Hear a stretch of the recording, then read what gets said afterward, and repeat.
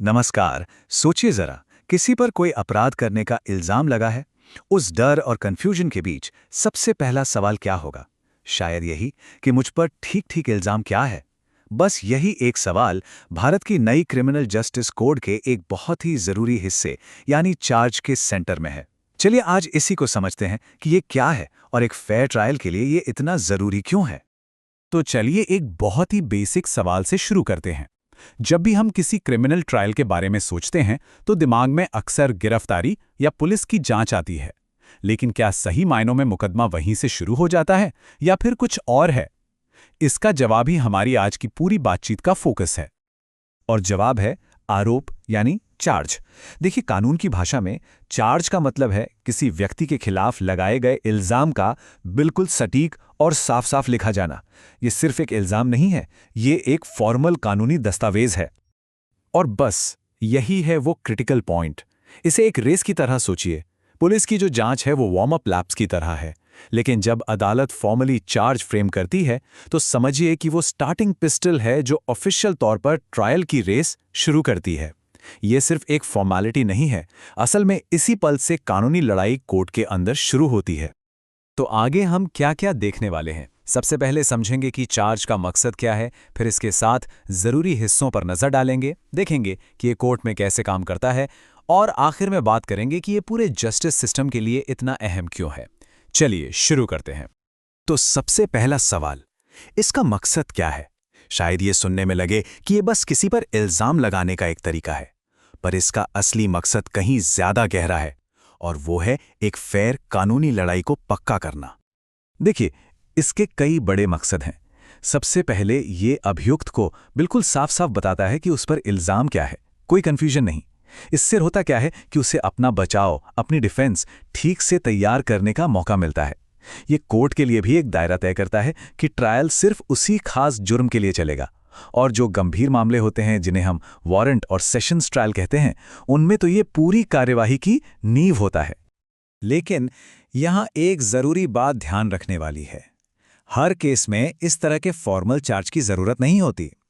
जो कम गंभीर अपराध होते हैं, जिन्हें अक्सर समन केस या समरी ट्रायल कहा जाता है, मतलब जो छोटे मोटे केस जल्दी निपट जाते हैं, उनमें इस लंबी चौड़ी प्रोसेस की जरूरत नहीं होती है। अच्छा, तो एक चार्ज में आखिर होता क्या क्या है? ये सिर्फ एक लाइन का इल्जाम नहीं होता।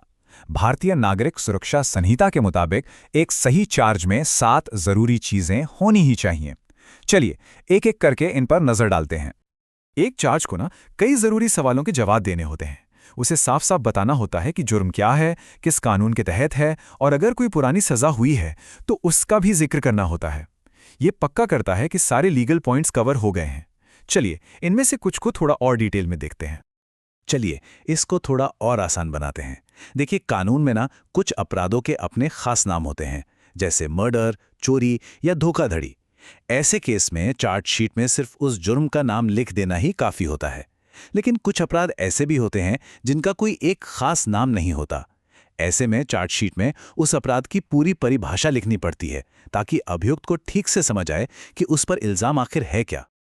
और ये देखिए, ये एक बेहतरीन उदाहरण है जो दिखाता है कि ये कितना स्पेसिफिक होना चाहिए। संहिता खुद कहती है कि अगर किसी पर एक पब्लिक सर्वेंट के काम में रुकावट डालने का आरोप है तो चार्ज में ठीक इन्हीं शब्दों का इस्तेमाल होना चाहिए। अंदाजे की कोई गुंजाइश नहीं है, सब कुछ बिल्कुल क्लियर होना चाहिए। और आखिर में एक और बहुत जरूरी चीज, पारदर्शिता।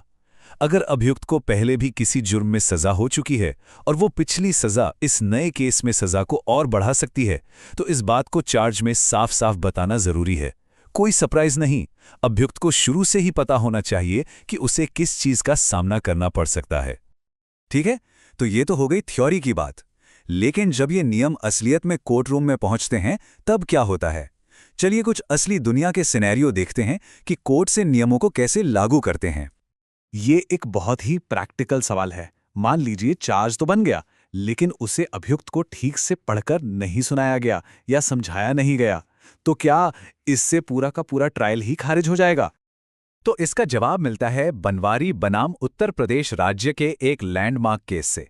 सुप्रीम कोर्ट ने कहा कि सिर्फ एक छोटी सी प्रोसीजरल गलती, जैसे चार्ज ठीक से ना समझाना, अपने आप में पूरे ट्रायल को रद्द नहीं कर देती। ऐसा करने के लिए अभियुक्त को ये साबित करना होगा कि उस गलती की वजह से असल में न्याय की विफलता हुई है। मतलब उसे ये दिखाना होगा कि उस गलती ने उसे अपना बचाव ठीक से करने से रोका, जिससे उसे सच में नुकसान हुआ।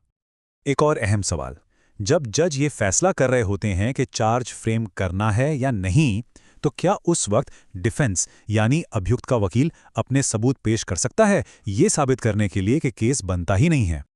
इस पर रुक्मिणी नार्वेकर केस में अदालत का रुख बहुत साफ है। आमतौर पर चार्ज फ्रेमिंग की स्टेज पर जज सिर्फ प्रोसिक्यूशन के सबूतों को देखता है, ऐसा इसलिए ताकि ये स्टेज एक छोटा-मोटा ट्रायल न बन जाए। हालांकि कोर्ट ने एक छोटी सी गुंजाइश छोड़ी है। बहुत ही दुर्लभ मामलों में डिफेंस अपने सबूत पेश कर सकता है, लेकिन सिर्फ तब जब उनके पास कोई ऐसा पक्का सबूत हो जो ये साबित कर दे कि प्रोसिक्यूशन का पूरा केस ही पूरी तरह से बेतुका या मनगढ़ंत है। ये एक बहुत ही ऊंचा स्टैंडर्ड है। तो इन सारी बातों को मिलाकर देखें तो हम कहाँ पहुँचते हैं? हम इस नतीजे पर पहुँचते हैं कि चार्ज या आरोप क्रिमिनल जस्टिस सिस्टम की नींव का पत्थर है। ये सिर्फ एक प्रक्रिया नहीं, बल्कि इंसाफ का एक बुनियादी स्तंभ है। तो अगर इस पूरी चर्चा से 3 बातें याद रखनी हो तो वो क्या होंगी? पहली, चार्ज कन्फ्यूजन को क्लैरिटी में बदलता है। दूसरी, ये ट्रायल की कानूनी नींव रखता है। और इन सबसे ऊपर और सबसे जरूरी, ये निष्पक्षता को पक्का करता है। ये हर इंसान के उस अधिकार की रक्षा करता है कि वो जाने कि उस पर इल्जाम क्या है, ताकि वो अपना बचाव कर सके। और मैं आपको इसी एक आखिरी सवाल के साथ छोड़ना चाहूँगा। एक अच्छी तरह से डिफाइन किया गया साफ और सटीक आरोप एक बेगुनाह इंसान की रक्षा कैसे करता है? ये सवाल हमें दिखाता है कि कभी-कभी न्याय प्रक्रिया में ही छिपा होता है। सोचने के लिए शुक्रिया।